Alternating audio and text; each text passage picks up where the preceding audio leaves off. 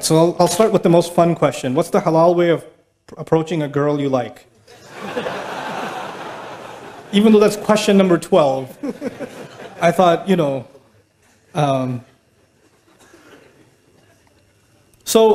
this is more complicated. We've made it more complicated than the Sahaba.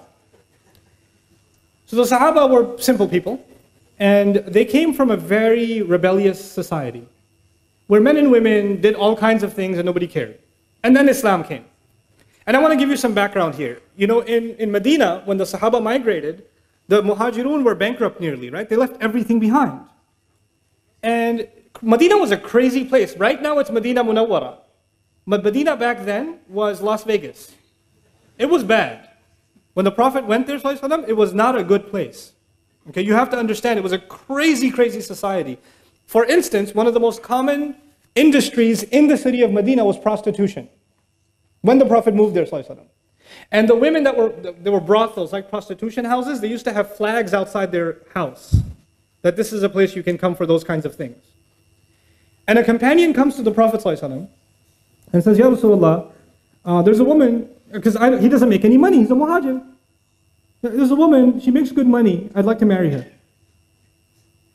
And what does she do? Oh, well, she's in the... You know what I'm saying? I'm not going to spell it out. And you know why I'm telling you this? Because Sahaba didn't even know that's a bad thing yet. They were also learning, weren't they? They didn't become angels overnight. They were being developed. And so he doesn't even think. And imagine you come to Rasulullah and ask this question. Can you imagine somebody coming to an imam today and saying, hey, I'm thinking about the next janazah would be of the sheikh. Like, it would be... And then the ayat came, no, you cannot marry those kinds of women in Surah An-Nur. Like, revelation came to teach Sahaba and teach the believers, look, those are not the kinds of people you want to marry. They are their own. Don't mix with them. Like Ibn Ashur says, rahmahullah, in his tafsir, that ayah is referring to professional prostitutes, that the zani will not marry a zani, is referring to them, because the question was actually raised. I wanted to bring this up to you because for them, you would think that, if the Sahabi saw a woman from a mile away, he went the other way and made istighfar the whole night. No, it wasn't like that. They interacted with each other, they talked to each other, they worked with each other, they were in business partnerships. All kinds of interactions happened between men and women, but with principles. It was respectful, it was dignified. And when a companion, when somebody liked somebody else, you know what they did? Here's the astaghfirullah part. Here's what they did. Hey, I like you. Want to get married? And she'd say, maybe, talk to my dad. He'd say, okay. And then you go to the dad and say, hey, I like your daughter. And I talked to her, she's not entirely opposed to the idea. Is it cool? And he says, let me talk to my daughter.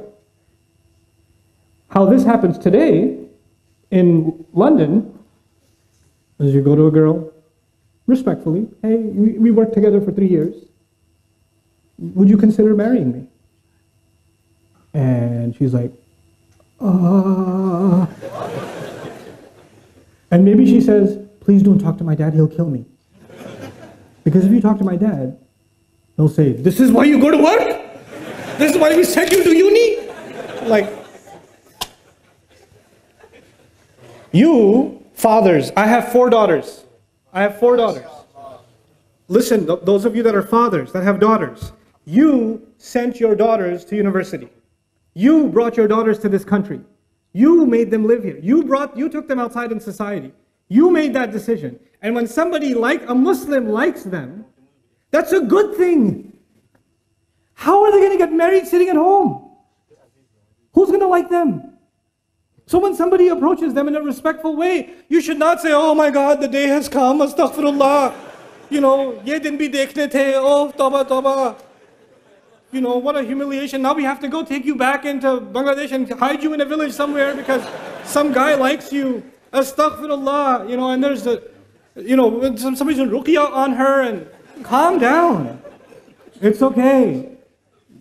Somebody likes your daughter, that's a good thing. Now go and investigate, find out. It's completely fine. The only rishta mentioned in the Quran, the only approach mentioned in the Quran is that of Musa alayhi salam in Madian. He was by himself. Musa was by himself. And these girls were by themselves working outside. And he went up to them and helped them out. And the girl said, he's kind of nice. And she went back to her dad and said, hire him. Which means, come on, dad. You know. And that happened. And the girl said, I like the guy. That's actually what happened in the story of Musa. Musa didn't propose, the girl proposed. And the father can't propose unless he has the approval of his daughter. So it's okay for your girls to say, Dad, there's this guy, this brother at the MSA, yeah? He's a Thursday halakah. It's really good, you should come. Your daughter's telling you something. It's okay, go attend the halakah. It's okay, find out. Don't complicate this. There's nothing indignified about that. Don't go date a girl now. And don't take, Nouman gave a lecture, I'm going to take you out to dinner. No, no, no.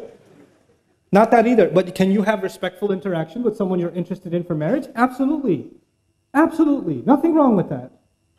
Can you take your time to understand each other's likes and dislikes? Yes, it's fine. Respectful courtship is okay. With parental guidance, in dignified fashion, there's nothing wrong with it. So what happens is we have two extremes. We have people that are more conservative than the Sahaba. And then we have people that are more liberal than liberals. Okay? And Islam is right in between. It's a natural way. It's a completely natural way.